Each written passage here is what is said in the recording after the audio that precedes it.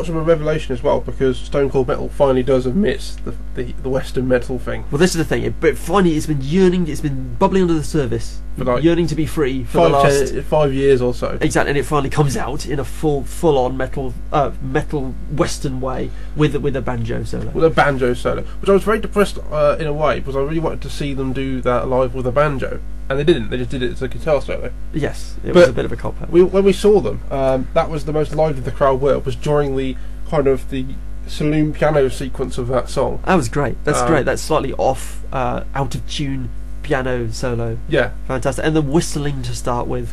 You can't beat a bit of whistling on a song. But things like From Afar, the opening track after the trademark instrumental. Yes, extremely good. That instrumental, by the way, really good quality on this one. And I'm not saying the other ones aren't. I mean, I love it. What a good, well-played acoustic. Well, you mentioned it. The Victory Song one's a lot more epic than this one, but this one's kind of fits in with the album. And it I think it musically has a signature which is similar to the last song. Yeah, it's very. I mean, I'll probably get crucified for bringing up Coheed and Cambria, but the same way that there's a very strong melodic theme in the work that they do. Yeah. This isn't as far down that road, but I love it when they do that, when they tip the head towards a recurring theme. Absolutely. That's quite clever. It shouldn't dominate an album, but it's nice that it's there. We do need to talk about the what's the name of the last song on there? I can't remember it now. Across the Longest Journey. Yes. And the Longest Journey's outro. I think you might have something to say on it. You weren't a particular fan of that. What the repetition for what? Is it 10 minutes? It's not as long as that. It's like 4 or 5 minutes. As long as that. It feels as long as that. I'm sorry. For a person like myself who listens to Moonsorrow, you can kind of get the whole kind of progression of it, and I can kind of tolerate that sort of thing. Although even I say they basically what they've done is they've got this kind of melody, and they basically end with that with the guitars, and it kind of changes to this really epic thing, and it kind of eventually sort of peters out. And I think it's meant to be kind of meant to be sort of but after a few listens it kind of gets a bit kind of tedious. It's really tedious, and I've never been so depressed when they started this song live. Yes, I mean that was straight to the bar. I'm not messing about. Although to be fair, they came off on that one and they cut it down to about 2 minutes really. I know, thank the Lord. Well, let's be honest. If you go to a gig and what is it, 70 minutes long, and 15 of it of that song, you'd be disappointed. Well, the song's good. It's not bad, I'll give you that, but I can't think of it now without thinking of that ending. But overall, this is a good album. I say it's epic. It's kind of obviously Ensiferum gone down the more epic route, heroic, you may say, which is kind of fitting this with them. brings us on to something that I kind of wanted to bring up about everything. So just speaking about the band generally, we've got this whole, because we banged on about it being folk metal. You know, this is folk metal, this is folk metal. You said something interesting the other day about warrior metal. Yeah, the whole kind of heroic side of it, about riding to battle, that kind of legends. I hate to say it, the sort of Conan sort of thing. Yeah, but then also we've talked about this Western theme, and don't you think you can describe a Western theme as warrior? Yeah. Well, because essentially these were what these people were, albeit on a domestic scale. We're not talking about intercontinental battles or even tribal battles, although maybe there's a tribal theme there as well.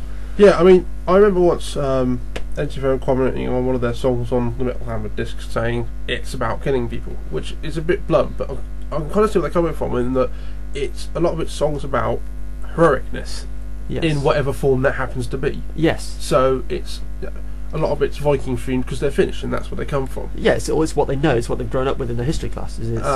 But equally, the whole Western side is heroic, kind of frontier stuff, and I think not just in the vocals, but also the musical content is very heroic and very kind of.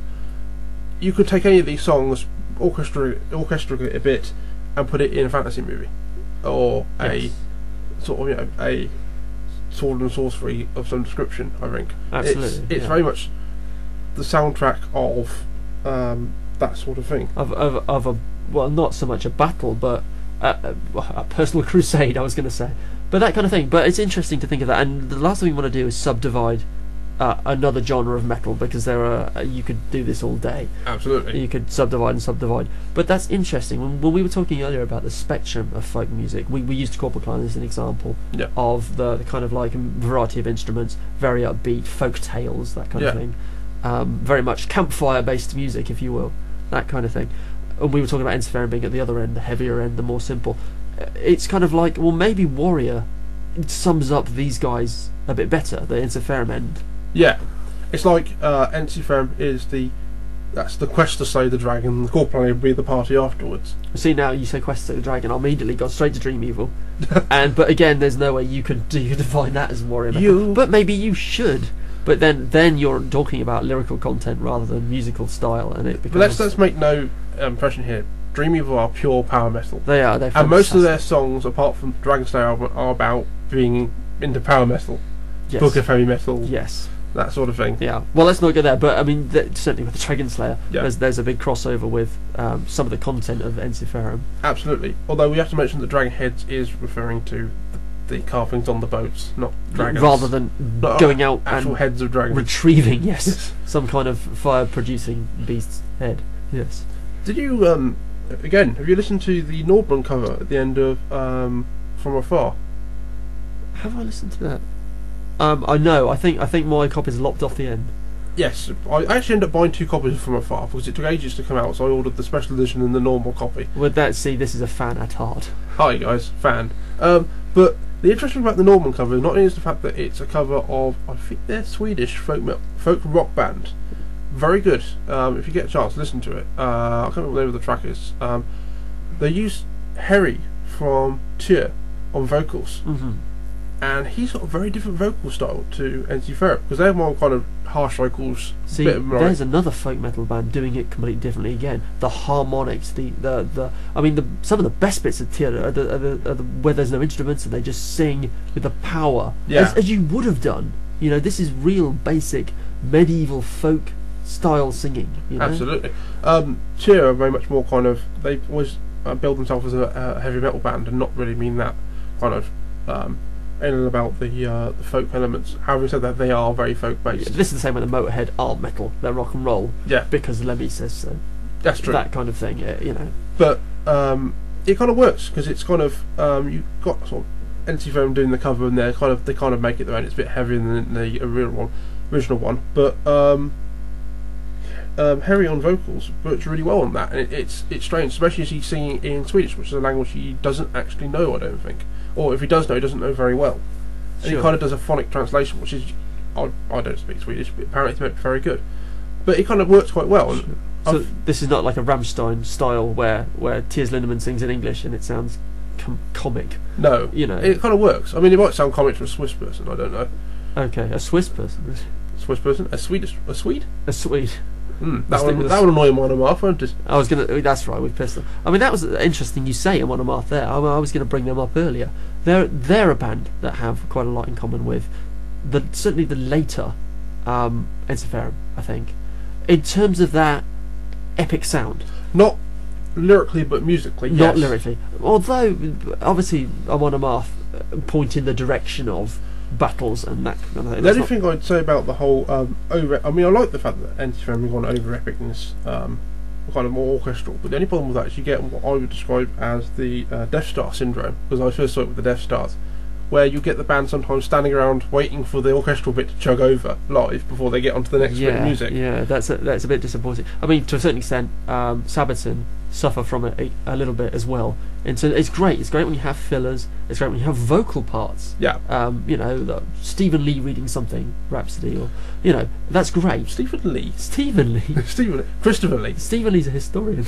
That's not right. Maybe that's that new thing. They're going to have historical Rhapsody. Historical Rhapsody. Well, now they're free from the whole shackles of Manowar. They're free to do whatever they want. Absolutely. Wait. Yes, but the whole point is, it's great to have those sections, and they do enhance a live performance. But you are there to see a band play instruments. Yeah, I mean, for example, again, the end of The Longest Journey, when they go off, basically that whole kind of melody thing's playing while they're having their beer and their possibly cigarette or whatever, while they're waiting to come back on again. Waiting for the encore to come back on. And it's great, because we've all been there, waiting for the band to come back on. You chant, you clap, gets a bit boring, wait for them to come back on. Nice to have something to entertain you while you're there. But again, you record this stuff. This is on your record. Play it.